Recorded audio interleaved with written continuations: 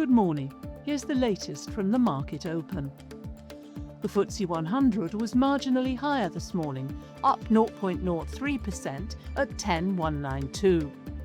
In Europe, markets weakened with the CAC 40 down 1.6% and the DAX falling more than 2% as investors reacted to geopolitical tensions and rising energy concerns.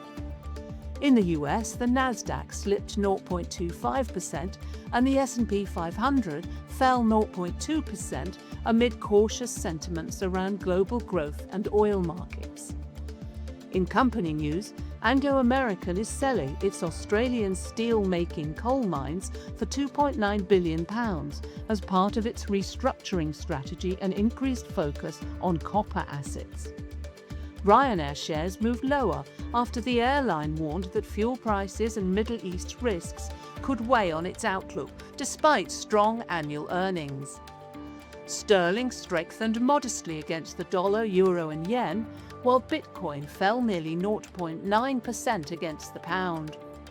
In commodities, gold moved higher on safe haven demand, copper weakened, Brent crude eased slightly to just above $106 a barrel, and natural gas prices rose.